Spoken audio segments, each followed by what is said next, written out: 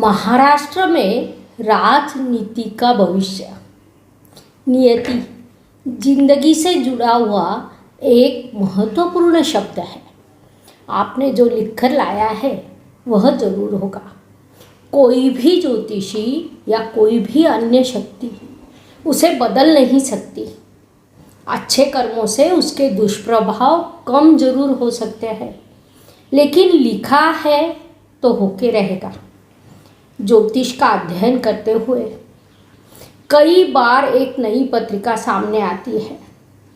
जब भी हम कोई पत्रिका देखते हैं तो ग्रहों के फलों की तीव्रता से महसूस होता है। ग्रह अपना कार्य कभी नहीं छोड़ते। कई बार मनुष्य अपने काम को नज़रअंदाज कर देता है, उसे दी गई जिम्मेदारी छोड़ देता है। कभी कभी दिन रात काम करता है तो कभी विश्राम भी कर लेता है, लेकिन ग्रह तो ग्रह होते हैं। ब्रह्मदेव जी ने उन्हें जो काम दिया है, वो पूरी जो जिम्मेदारी उन्हें दी है उसे वह पूरा करके ही छोड़ते हैं। उनका वह कारकत्व होता है, इसीलिए वह भी चीज़ें हो जाती है जो पहले असंभव लगती है। आज मैं आपके सामने एक ऐसी पत्रिका का विश्लेषण करने जा रही हूँ। एक ऐसा व्यक्तिमत्व जो कम उम्र से ही अपने राजनीतिक दल, कार्यकर्ता और लोगों के दिलो दिमाग पर छा गया। उसके पास दल का कोई भी महत्वपूर्ण पद नहीं था, फिर भी उसके शब्द को अंतिम माना जाता था। उन्होंने ऐसे कई काम किए जो अविश्वसनीय थे। जब वे बोलने के लिए या मंच पर भाषण देने के लिए खड़े होते हैं तो उनको सुनने के लिए हजारों लोगों की भीड़ का सैलाब उमड़ पड़ता है, फिर चाहे समर्थक हो या विरोधी।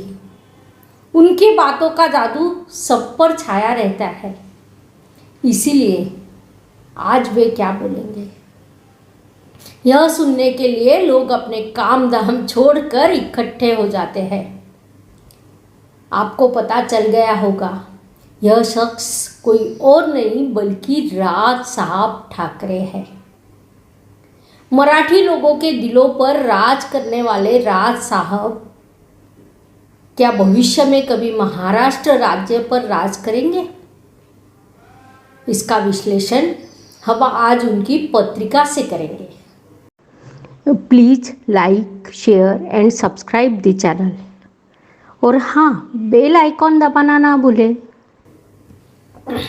नमस्कार, मैं एस्ट्रो गुरुमा डॉक्टर ज्योति जोशी आप सभी ज्योतिष प्रेमियों का हार्दिक स्वागत करती हूँ। महाराष्ट्र की राजनीति और सामाजिक कार्यों के क्षेत्र में ठाकरे परिवार का महत्व सार्वभौमिक है। राज साहब ठाकरे जी ने अपने चाचा बाला साहब जी ठाकरे के साथ बचपन से ही अपने राजनीतिक जीवन की शुरुआत की। प्रारंभ में छात्र सेना, उद्योग सेना, फिर शिवसेना और उसके बाद खुद की महाराष्ट्र नवनिर्माण सेना, ऐसा उनका सफ़र रहा है। उनके बोलने के बारे में कहा जाए तो ठाकरे शैली उन्हें विशेष रूप से अवगत है।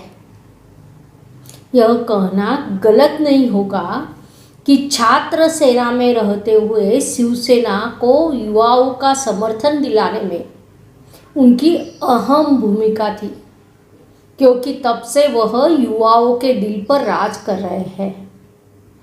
शब्दों में मराठी अस्मिता, निर्णय लेने की उनकी क्षमता, नेतृत्व कौशल के कारण उन्होंने अपार लोकप्रियता हासिल की है। इतनी कि कई लोग बाला साहब के बाद उनको ही देखने लगे थे। लेकिन शिवसेना के कार्यकारी अध्यक्ष उद्धव जी ठाकरे को बनाए जाने के कारण उनके प्रशंसक नाराज हो गए थे। उन्होंने 2006 में शिवसेना के सभी पदों से इस्तीफा दिया और कुछ दिनों के बाद शिवसेना को छोड़ दिया। अब इसके आगे क्या होगा यह प्रश्न उठने के बाद उन्होंने जो निर्णय लिए वे प्रेरक और आदर्शवादी थे, क्योंकि अन्य राजनेताओं की तरह वह भी किसी अन्य दल में शामिल हो सकते थे, लेकिन ऐसा करने के बजाय उन्होंने खुद का ही दल बनाया, जो एक अलग एवं साहसिक निर्णय था। उन्होंने मराठी भाषा और मराठी अस्मिता, यह दो संवेदनशील मुद्दों को इतनी तीव्रता से महाराष्ट्र के लोगों के सामने पेश किया कि न केवल महाराष्ट्र बल्कि पूरा देश उनकी ओर आकर्षित हुआ। उन्होंने मराठी भाषा, परप्रांतियों का मुद्दा, रेलवे परीक्षा, टोल टैक्स जैसे विभिन्न प्रश्नों को उठाया। अपने अनोखे अंदाज में उन्होंने कई आंदोलन भी किए, जिसके लिए उन्हें महाराष्ट्र के लोगों से भारी समर्थन मिलने लगा। साथ ही कई लोग उनके विरोधी बने, कई लोगों से उनकी शत्रुता भी हुई। इतना ही नहीं, उन पर पूरे महाराष्ट्र से करीब 70-80 से भी ज़्यादा, 100 से भी ज़्यादा केसेस डाले गए। लेकिन इसकी वजह से उनके आंदोलन की तीव्रता कम नहीं हुई, बल्कि वह अधिक तीव्र हो गई। उनके ही आंदोलन के कारण मुंबई के साथ पूरे महाराष्ट्र में दुकानों पर मराठी भाषा में बोर्ड दिखने लगे। कई टोल प्लाजा बंद हो गए। उनके रेलवे आंदोलन की वजह से महाराष्ट्र के कई युवाओं की नौकरियां लगी। बात जब उनके भाषण की आती है तो उनकी खासियत है कि वह खास अपने ठाकरे अंदाज में सबकी खबर लेते हैं। एक और अहम बात है, राज साहब जो भी कहते हैं उसके पास सबूत होते हैं। उन्हें एक अध्ययनशील व्यक्तिमत्व के रूप में देखा जाता है। अगर उनकी कोई जनसभा होती है तो वे आज कौन से मुद्दे को उठाएंगे, इसको लेकर राजनीतिक गलियारों के साथ आम जनता में भी काफ़ी उत्सुकता देखी जाती है। नतीजन हजारों लाखों लोग उनका भाषण सुनने के लिए उमड़ पड़ते हैं। इतना ही नहीं, कई मराठी टीवी चैनल पर उनके भाषणों को लाइव दिखाते हैं। उन्हें राजनीति के साथ साथ कई अन्य चीज़ों में भी दिलचस्पी है। वे खुद एक बेहतरीन कलाकार हैं। बाला साहब जी ठाकरे की तरह वह अच्छे व्यंग चित्र बनाते हैं। उनके पिता एक संगीतकार थे, इसीलिए उन्हें संगीत से भी प्यार है। फिल्म के क्षेत्र में, विशेष रूप से मराठी फिल्में और नाटक उन्हें पसंदीदा विषय है। इन सब विषयों में उनकी काफ़ी रुचि है। जब वह अराजक मंच पर संबोधित करते हैं तो उनकी यह रुचि सामने आती है।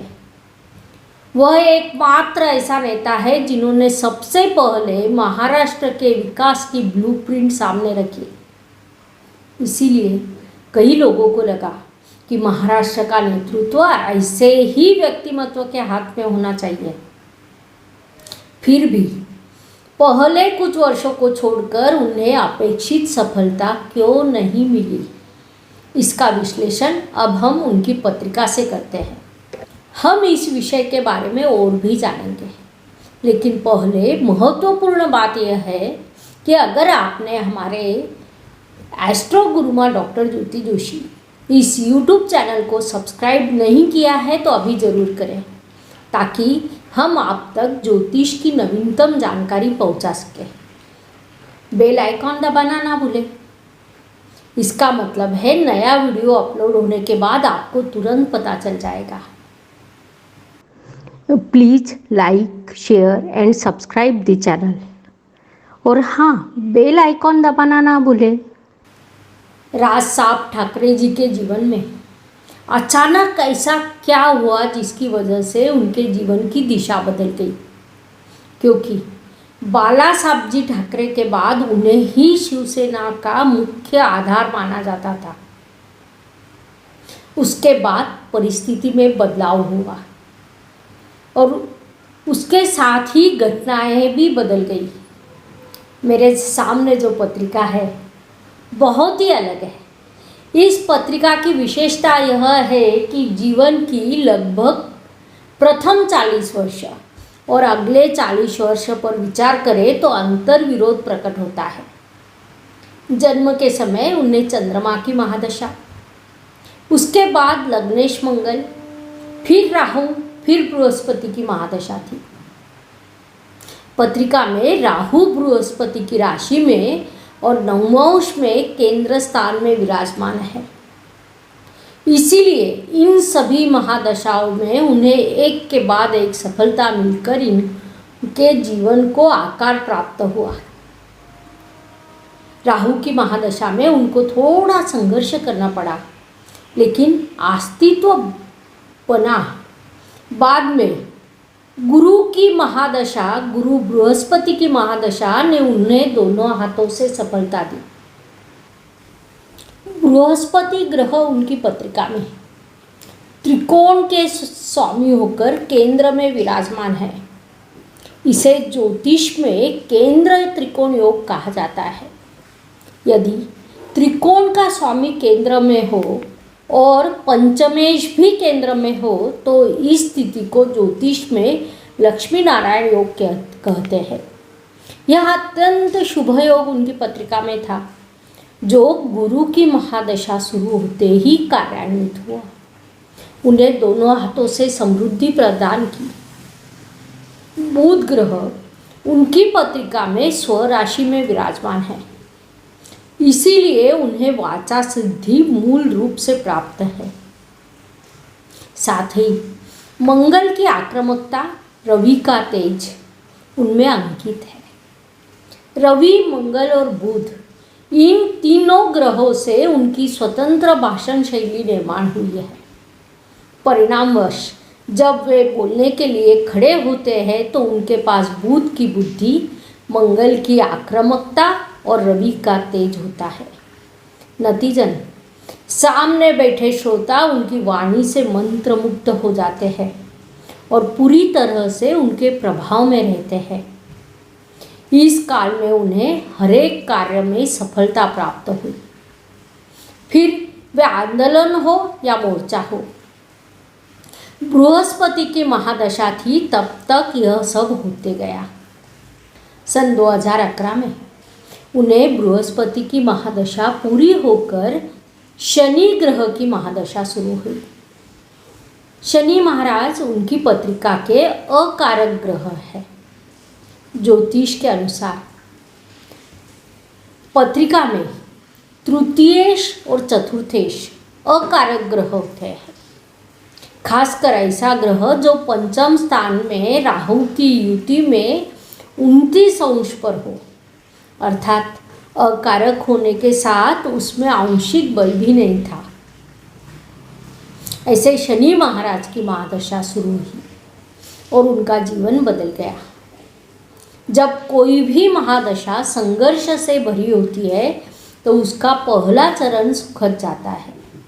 इसीलिए सन 2014 तक उनके संघर्ष का स्वरूप सामान्य था।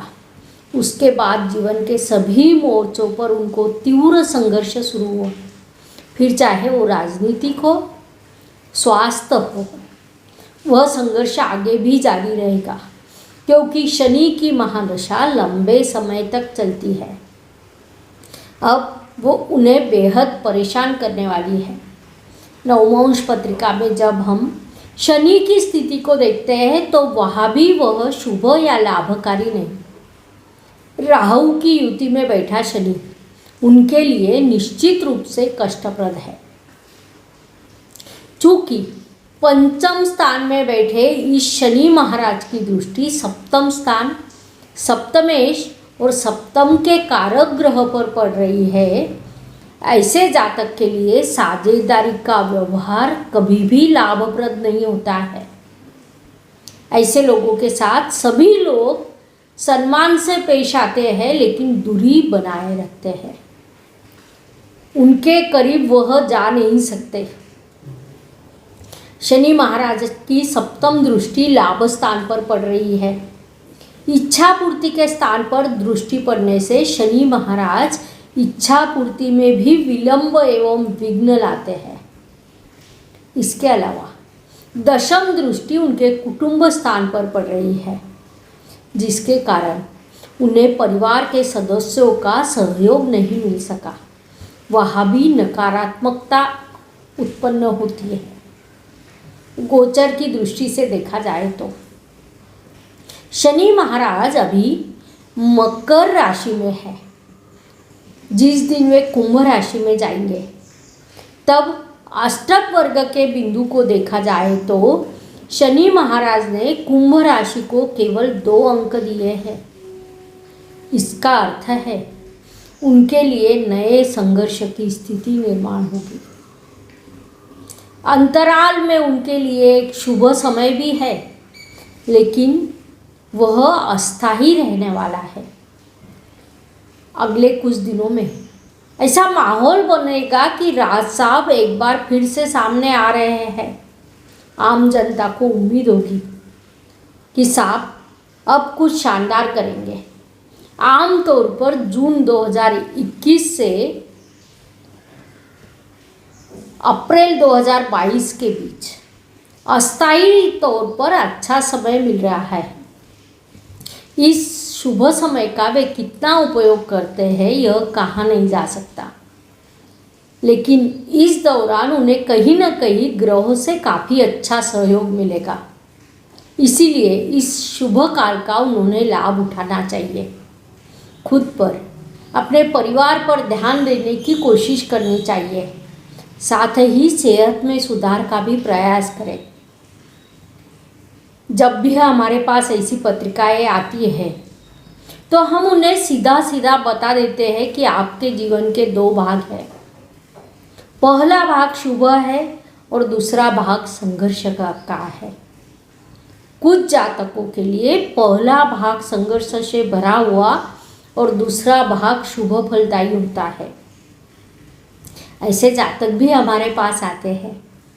उस ग्रह स्थिति को शुभ कहा जा सकता है, क्योंकि आदमी नीचे से ऊपर जल्दी चला जाता है, लेकिन ऐसी ग्रह स्थिति कि जिसमें ऊपर से नीचे आना है तो उसके लिए काफ़ी संघर्ष करना पड़ता है।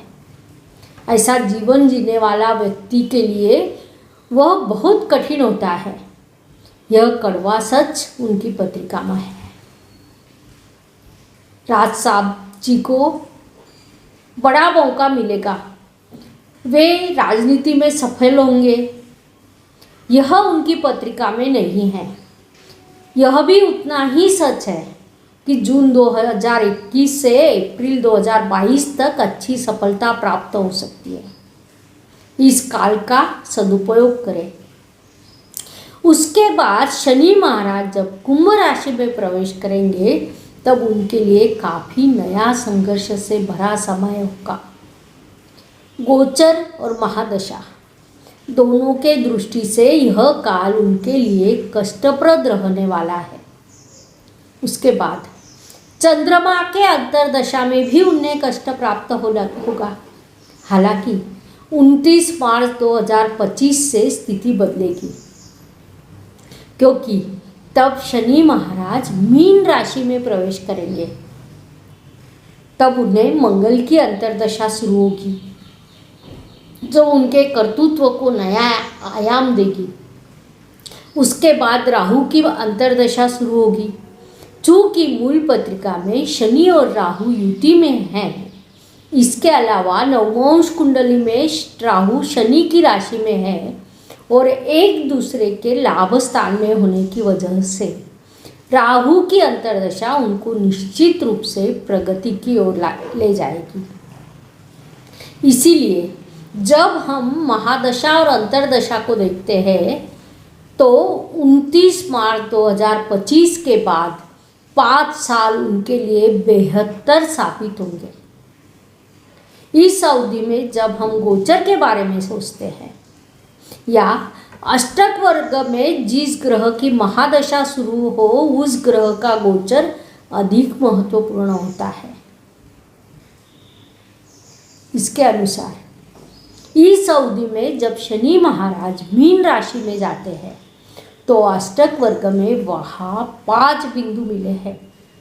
शनि जैसा ग्रह किसी स्थान को 5 बिंदु या अंक देता है तो उस जातक को तब शानदार सफलता प्राप्त होती है। जनता का सहयोग भी अलग नजरिए से सामने आएगा। उसके बाद भी जब शनि महाराज मेष राशि में प्रवेश करेंगे वहाँ भी उन्होंने 5 अंक दिए हैं। इसीलिए 2025 से 2030 तक के 5 साल राज साहेब जी ठाकरे के लिए अच्छे सिद्ध होंगे। उन्होंने इस शुभ लाभकारी समय का अधिकतम लाभ उठाना चाहिए। हालांकि अभी उन्हें बहुत बड़ा संघर्ष करना है। वे इसे सफलतापूर्वक करेंगे क्योंकि उनका मूल स्वभाव संघर्षशील है। संघर्ष करके उन्होंने अब तक सफलता प्राप्त की है। यह संघर्ष उन्होंने करना भी चाहिए क्योंकि महाराष्ट्र की राजनीति को उनके जैसे अध्ययनशील, दृढ़ निश्चयी और आक्रामक नेतृत्व की जरूरत है। मुझे लगता है इतनी जानकारी राज साहब जी ठाकरे के पत्रिका को समझने के लिए काफ़ी है। आज के भाग में हम यही रुकते हैं। इस तरह के कई विषयों पर हमने विभिन्न वीडियो एस्ट्रो गुरुमा डॉक्टर ज्योति जोशी इस YouTube चैनल पर उपलब्ध है। आशा है कि आपको इस वीडियो में दी गई जानकारी अच्छी लगेगी। धन्यवाद। शुभम भवतु। जय ज्योतिष।